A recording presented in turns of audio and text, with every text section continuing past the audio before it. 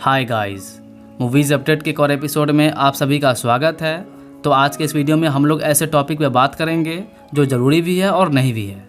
मतलब doctor strange in the multiverse of madness movie को देखने से पहले आपको कौन कौन सी मूवी और सीरीज़ देखना होगा उसे आज के मैं इस वीडियो में बताऊँगा। और अगर आपके पास बिल्कुल भी टाइम नहीं है तो फिर मैं उन सभी मूवी के सिनॉप्सिस को भी बता दूँगा, जिससे कि आप इस मूवी को आसानी से समझ जाओगे। तो चलिए टाइम को वेस्ट ना करते हुए सीधे टॉपिक पे बात करते हैं।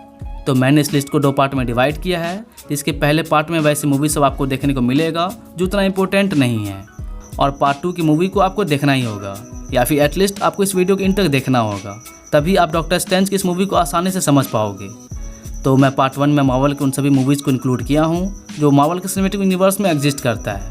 जी हाँ, आयरन मैन 1 से लेकर स्पाइडरमैन नो वे होम तक, जिसमें टोटल 27 मूवीज़ आता है।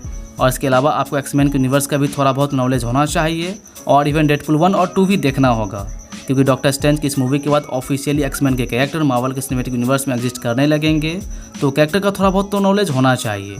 लेकिन अब मूवी को रिलीज़ होने में कुछ ही दिन बचे हैं, तो फिर इन सारे मूवीज़ को मल्टीवर्स ऑफ मैडनेस मूवी से पहले देखना पॉसिबल नहीं है। और इसी वजह से मैं आपको टोटल 2 मूवीज़ और 3 सीरीज़ हाईली रिकमेंड करूँगा, जिसमें पहला तो डॉक्टर स्ट्रेंज 1 मूवी ही आता है, क्योंकि डॉक्टर स्टीफन एक्चुअली जादूगर कैसे बने ये आपको जानना बहुत ज़रूरी है।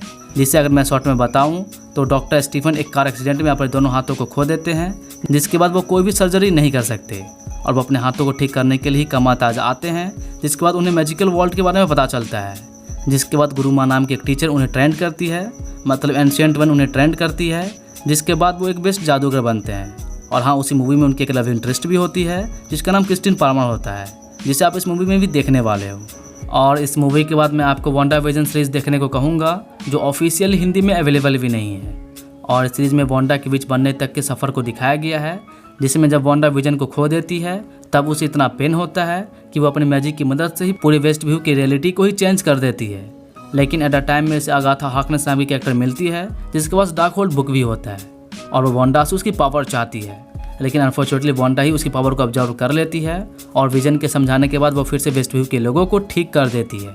जिसके बाद वो सीधे डॉक्टर स्ट्रेंज की इस मूवी में अपेयर होगी विथ डार्क होल्ड बुक। और इसके बाद आई थिंक आपको लोकी सीरीज़ भी देखना होगा, क्योंकि लोकी सीरीज़ से ही मल्टीवर्स का शुरुआत होता है, जिसमें जब लोकी का ही एक फीमेल वेरिएंट सिल्वी ह्यूरीमेंस को मार देती है, जो एक्चुअली एक टाइम कीपर था, जो वेरिएंट को पकड़कर उसे टाइम के एंड में भेज देता था, जिससे ब्रांचेज नहीं बनते थे। लेकिन जब से सिल्वी ने ह्यूरीमेंस को मारा है, तब से एक ही टाइमलाइन के बहुत सारे ब्रांचेज बन रहे हैं, जो कब रुकेगा वो किसी को पता नहीं। लेकिन अब टाइम को कनकरर करने के लिए कैंग द कनकरर आ रहा है, जो लोकी सीरीज़ के एंड में देखने को मिला था, तो उसका कैमियो भी इस सीरीज़ में हो सकता है, या फिर पोस्ट क्रेडिट सीन में भी दिख सकता है। तो आप पहले से ही तैयार रहना। और फिर व्हाट इफ सीरीज़ भी मेरे ख्याल से एक मस्ट वॉच सीरीज़ है। वैसे आई नो कि एक एनिमेटेड सीरीज़ है, पर यकीन माने कि आपका ये सीरीज़ सोचने का क्षमता बहुत ज़्यादा बढ़ा देगा। और एक्चुअली कैप्टन कार्टर और सिस्टर 6 इसी व्हाट इफ सीरीज़ के एपिसोड से आए हैं, जिसके ओरिजिन को एक शॉर्ट एपिसोड बनाकर कवर किया गया है, जिसके एंड में आपको एवेंजर्स लेवल का मज़ा आने वाला है।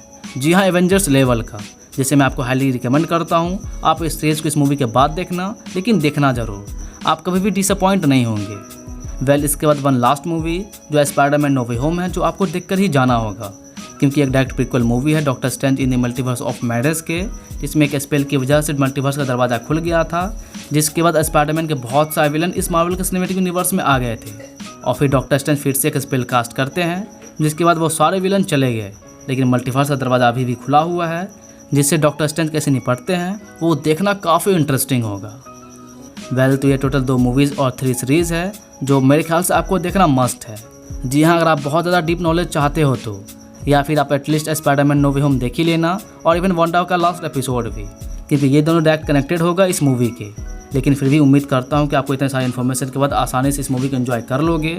और हाँ, जब देखने जा ही रहे हो तो फिर 3D में जाना, आपको बेस्ट एक्सपीरियंस मिलेगा। खैर, तो अब इस वीडियो को एंड करते हैं, और उम्मीद करता हूँ कि आपको ये वीडियो अच्छा लगा होगा। तो इनकेस अच्छा लगा होगा तो लाइक ज़रूर करना, और ऐसी वीडियोस देखने के लिए सब्सक्राइब भी कर लेना। और जब भी सब्सक्राइब करने का मूड बने, चाहे वो आज हो या फिर किसी दिन, तो फिर सब्सक्राइब करने के बाद बेल आइकन पे क्लिक करके ऑल भी कर देना नोटिफिकेशन के लिए। नहीं तो ऐसे सब्सक्राइब करने का कोई फ़ायदे भी नहीं। और कुछ पूछना किसी मूवी के बारे में या फिर किसी वेब सीरीज़ के बारे में, तो आप मुझे कमेंट करके पूछ सकते हो, मैं सारे कमेंट का रिप्लाई देता हूँ। तो फिर मिलता है किसी और वीडियो में, तब तक के लिए बाय गाइज़।